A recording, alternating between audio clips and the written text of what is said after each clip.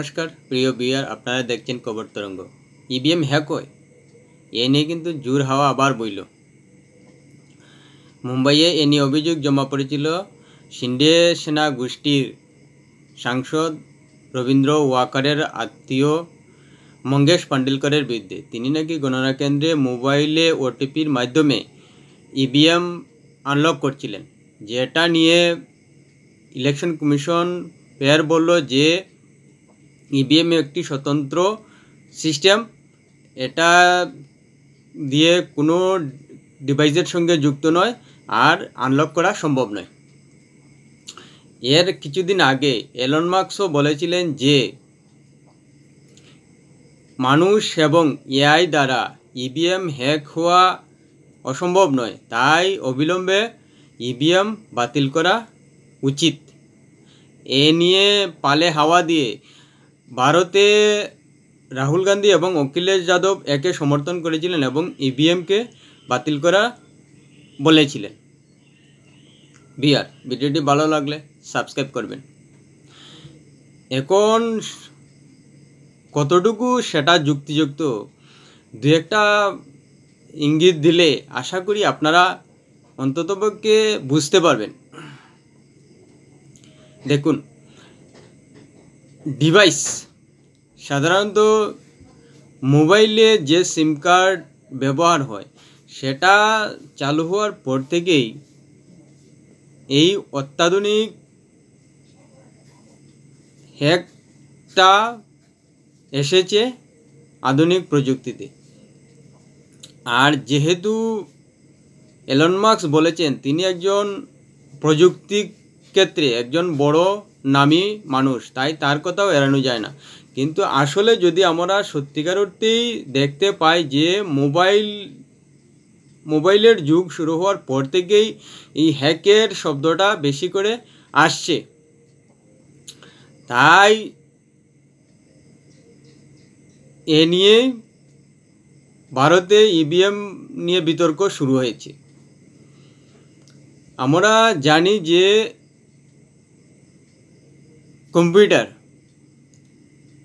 কখনো হ্যাক করা যায় না যদি না তার সঙ্গে ইন্টারনেট কানেকশন থাকে, এবং মোবাইলও হ্যাক করা যায় না যদি না তার ভিতরে ডিভাইস থাকে। তাই ডিভাইস না থাকলে সেটা হ্যাক করা সম্ভব নয়। কিন্তু যেহেতু আধুনিক প্রযুক্তিতে ডিভাইস চলে এসেছে এবং সেটা হ্যাক হওয়ার সম্ভাবনা থেকে যায়, সেই কারণেই বিরোধী রাজনৈতিক দল বারবার এ নিয়ে সন্দেহ প্রকাশ করছে যে হয়তো ইভিএম মেশিনে ডিভাইস সংযুক্ত করা হয়। যদিও সন্দেহ থেকে যায় যে যদি ইভিএম মেশিনে ডিভাইস সংযুক্ত হতো তাহলে কোনো না কোনো উপায়ে বিরোধী রাজনৈতিক নেতারা সেটা জানতে পারতেন, যারা তৈরি করে কোনো না কোনো উপায়ে বিরোধী নেতাদের কাছে সেই খবর যেত। কিন্তু সে নিয়ে তারা কিন্তু পাকাপাকি খবর দেন না, কিন্তু একটা রটনা রটান যে ইভিএম হ্যাক হয়। আসলে মানুষের কাছে একটা বিশ্বাসযোগ্যতা আনার জন্যই হয়তো এভাবে বিরোধী রাজনৈতিক নেতারা ইভিএম নিয়ে পলিটিক্স করেন। হয়তো এটা একটা সম্ভাবনা হতে পারে, আবারও সত্য হতে পারে।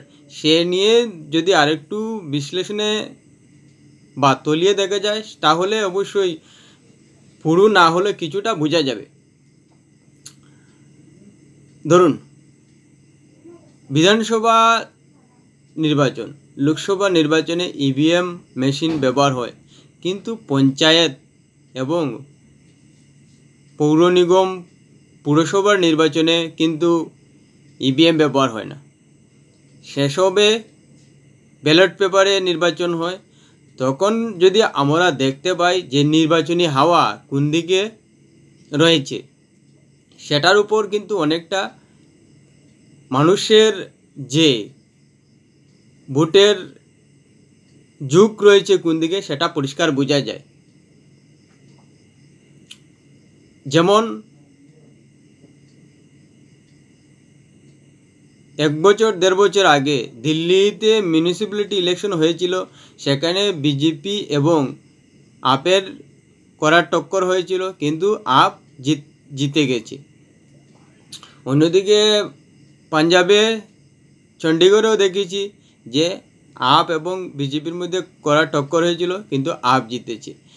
তেমনি সারা ভারতবর্ষে যতগুলো পৌর নিগম এবং পুরসভা আছে, তাছাড়া গ্রাম পঞ্চায়েতে যতটা ইলেকশন হয়, সেখানে দেখা যাবে যে শাসক যে রাজ্যে যে শাসক দল রয়েছে, সেখানেই কিন্তু গ্রাম পঞ্চায়েত এবং পৌর নিগমে সেই দল বেশি করে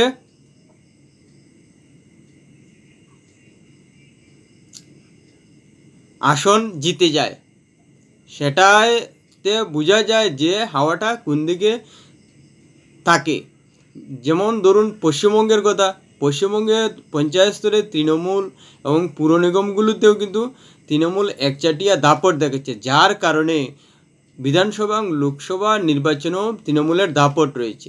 অন্যদিকে যদি আসামের দিকে তাকাই, তাহলে দেখা যাবে যে আসামে গ্রামাঞ্চলে ইউডিএফ এবং কংগ্রেসের দাপট বেশি, বিশেষ করে যেখানে সংখ্যালঘু সম্প্রদায়ের বাস।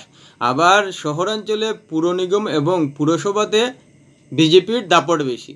এটাতে কী বোঝা যাচ্ছে যে হাওয়ার মানুষের ঝুঁক কোন দলের প্রতি, সেটা পরিষ্কার বোঝা যাচ্ছে। যদিও পশ্চিমবঙ্গের ক্ষেত্রে একটা গাজোয়ারি রাজনীতি রয়েছে পঞ্চায়েত নির্বাচনে, যেখানে মানুষকে দমিয়ে রেখে একেবারে নিরঙ্কুশভাবে বা একতরফা জিতে যাওয়ার রেকর্ড রয়েছে।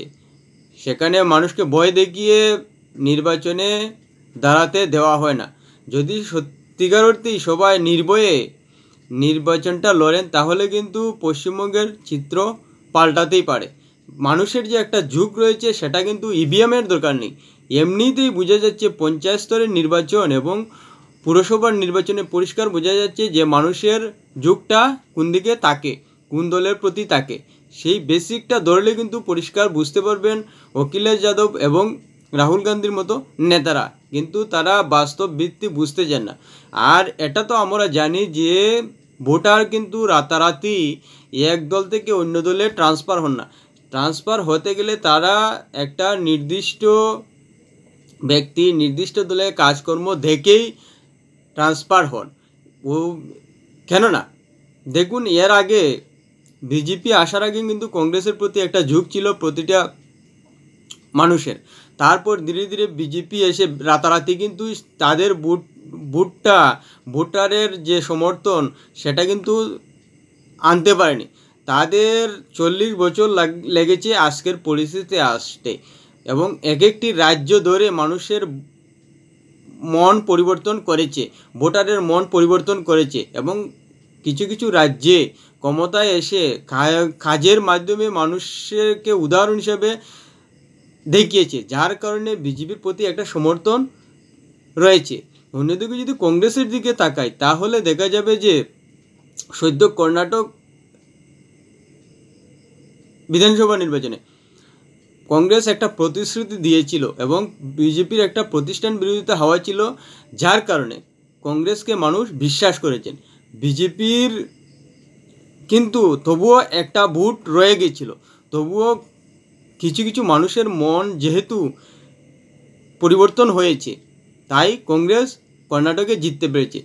সেই সাধারণ ধারণাটা যদি রাহুল গান্ধী, অখিলেশ যাদবরা বুঝতে না পারেন, তাহলে কিন্তু প্রতিবারও ইভিএম নিয়ে তাদের সন্দেহটা থেকে যাবে।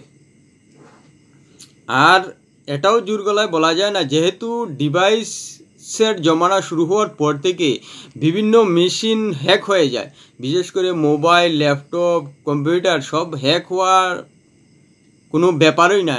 তাই যদি উচ্চ পর্যায়ে কোনো কারিগরি করা হয়ে থাকে, তাহলে সেটাও অসম্ভব নয়। কিন্তু এখানে একটা কথা পরিষ্কার হয়ে যায়, যদি যেহেতু নির্বাচন কমিশন বলছে যে ইভিএম একটি স্বতন্ত্র সিস্টেম, সেখানে হ্যাক করা সম্ভব নয়, আর যদি হ্যাক হওয়ার মতো পরিস্থিতি ইভিএম মেশিনে উচ্চ প্রযুক্তি ব্যবহার করা হয়, তাহলে বিরোধী রাজনৈতিক নেতাদের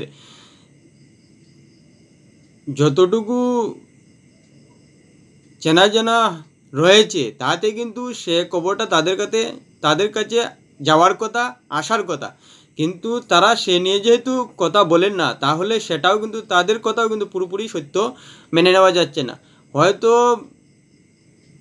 প্রচারের ক্ষেত্রে বিরোধীরা এবং শাসনের ক্ষেত্রে যেসব রাজ্যে নিজেদের দল শাসন করছে সেসবে উদাহরণ হিসেবে তুলে আনতে পারছে না বলেই মানুষ শেষ ইন্ডিয়া জোটের দলের প্রতি উৎসাহ পাচ্ছে না, যার কারণে হয়তো ইভিএমের প্রসঙ্গ তুলে এনেও বিজেপির বিরুদ্ধে একটা প্রচার তোলার কৌশল হতে পারে কংগ্রেস এবং সমাজবাদী পার্টির রাহুল গান্ধী এবং অখিলেশ যাদবের। না হলে ইভিএম নিয়ে এখন পর্যন্ত কিন্তু তেমন পাকা প্রমাণ তারা দিতে পারেননি, শুধু আন্দাজের উপর এভাবে হ্যাক হয় বলে বলছেন।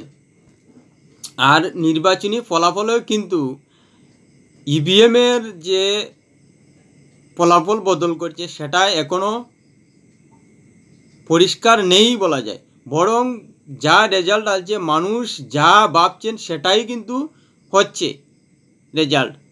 অর্থাৎ ইভিএম এখানে কোথাও মধ্যস্থতা করে না, তার আলটিমেটলি দেখা যাচ্ছে যে পুরোটাই হয়তো একটা প্রচারের কৌশল বিরোধীদের। ভিডিওটি ভালো লাগলে লাইক শেয়ার কমেন্ট করবেন।